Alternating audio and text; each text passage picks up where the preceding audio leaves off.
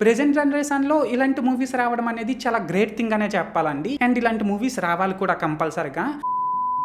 Guys just 40 కోట్ల బడ్జెట్‌తో వచ్చి బాక్స్ ఆఫీస్ దగ్గర ఏకంగా 300 కోట్ల కలెక్షన్స్‌ని రాబట్టిన 'మహావతార్ నరసింహ' మూవీ మొత్తానికి ఓటీటీలోకి అయితే వచ్చేసిందండి. ప్రెజెంట్ నెట్‌ఫ్లిక్స్‌లో స్ట్రీమ్ అవుతుంది. అయితే నేను ఆ మూవీని జస్ట్ ఇప్పుడే చూడడం అయితే జరిగిందండి. సో ఈ వీడియోలో మనం ఏంటంటే అసలు ఆ మూవీ ఎలా ఉంది ఏంటి అనేది డిస్కస్ చేద్దాం. ఓకేనా?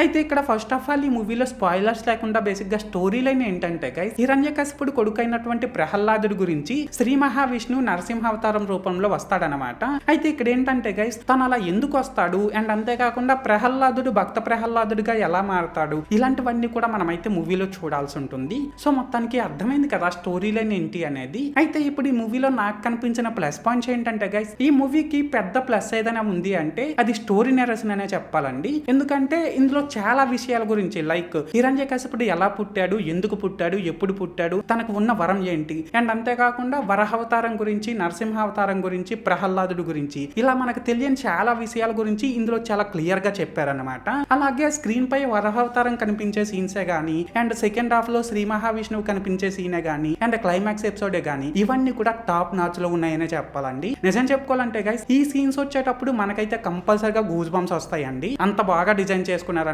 ఆ సీన్స్ ని. అండ్ ఇక్కడ మెయిన్ గా ఏంటంటే గైస్ ఈ మూవీలో ప్రతి సీన్ ని చాలా రియలిస్టిక్ గా చూపించడం వల్ల ఈ మూవీని చూస్తున్నంత సేపు కూడా మనం ఒక యానిమేటెడ్ మూవీని చూస్తున్నాం అనే ఫీలింగ్ అయితే మనకు అస్సలు కలగదన్నమాట. అండ్ ఈ మూవీలోని సాంగ్స్, బీజిఎం, డైలాగ్స్ ఇవన్నీ కూడా సూపర్ ఉన్నాయని చెప్పాలండి. ఎస్పెషల్లీ ఓం నమో భగవతే సాంగ్ అయితే నాకు మాత్రం చాలా బాగా నచ్చింది. అండ్ ఈ మూవీకి తెలుగు డబ్బింగ్ కూడా బాగా సెట్ అయిందనమాట. సో మొత్తానికి ప్లస్ పాయింట్స్ విషయానికి వచ్చినట్లయితే ఇదన్నమాట మ్యాటర్. అయితే ఇప్పుడు ఈ మూవీలో నాకు కనిపించిన మైనస్ పాయింట్స్ ఏంటంటే గైస్ ఈ మూవీలో నాకైతే మైనస్ పాయింట్స్ అయితే కనిపించలేదండి. కాకపోతే ఇక్కడ ఒక చిన్న విషయం ఏంటంటే ప్రహ్లాదుడు స్టోరీ తెలిసిన వాళ్ళకి ఈ మూవీ పెద్దగా ఎక్కకపోవచ్చు అనమాట.